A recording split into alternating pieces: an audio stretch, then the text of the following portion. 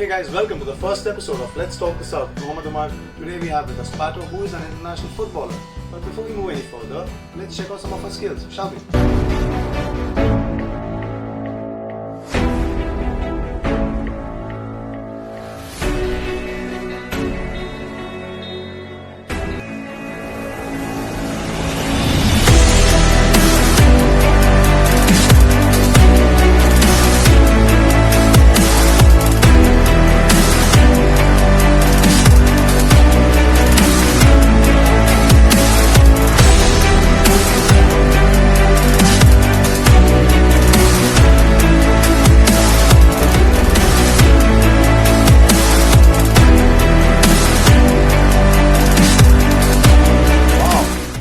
That was too good.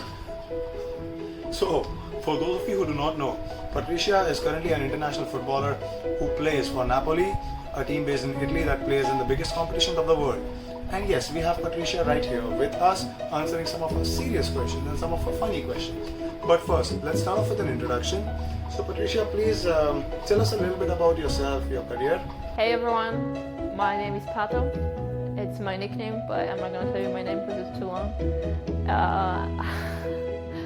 I'm originally from Poland. I was born in Poland, in south of Poland, and when I was 6 years old, I moved to Sweden, and that's basically where I started to actually train football.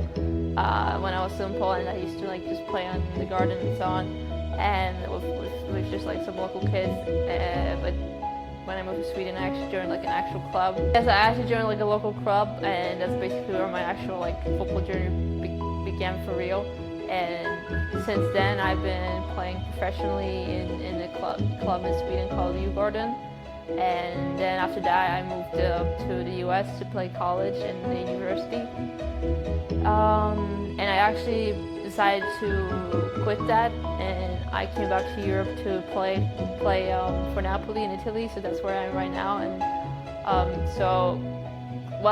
this season for me, I came back basically in January, and so that was I finished college in December, and I decided to come back to Europe, and I joined the club here.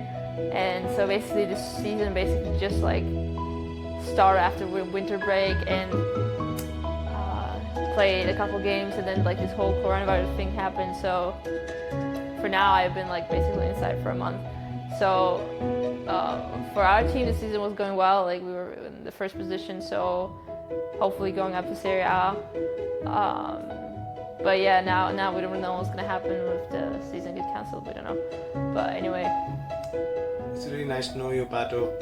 Now, yeah, you're in lockdown, we are in lockdown. The situation is a little unfortunate, but I think we'll all get through it together.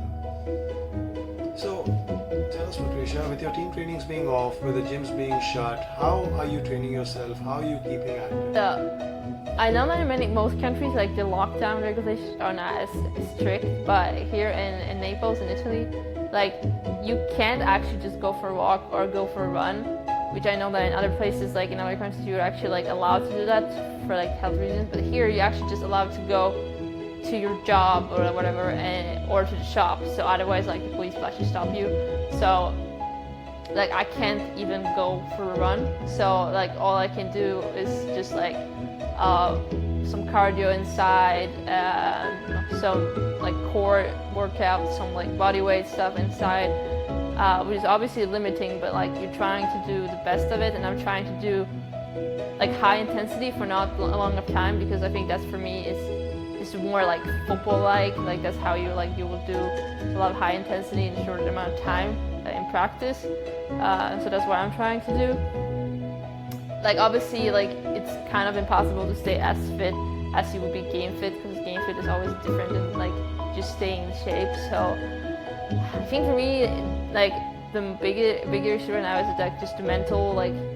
For me, it's just such a weird thing to just be inside for so long. Not waking up in the morning and going to practice is just weird. I mean, obviously for everyone, but for me, who's always active, always doing something, it's just a hard transition. So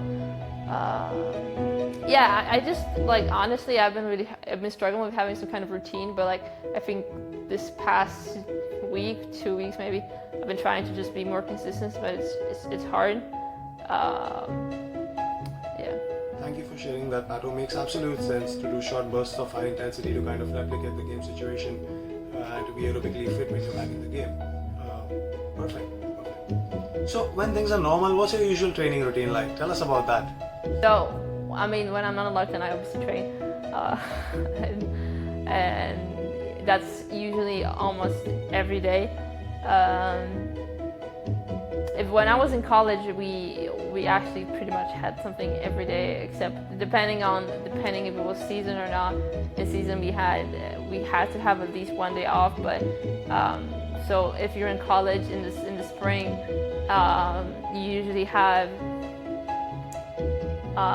strength or conditioning and then practice as well, like in one day. So you have two practices in one day. So that's obviously really tough. And if you don't know, like college is pretty much known for being very like the U.S. colleges, like athletes are used to know for like being very fit, and like you basically need to stay fit because they like otherwise you you die. No, but like the sessions are really hard. So pretty much that's why. But now in Italy, like basically we sometimes have two sessions a day, depending on the week, depending on the day. But it's usually something each day, and then at least one day off, sometimes 2 days off, depending if we are away or a home game.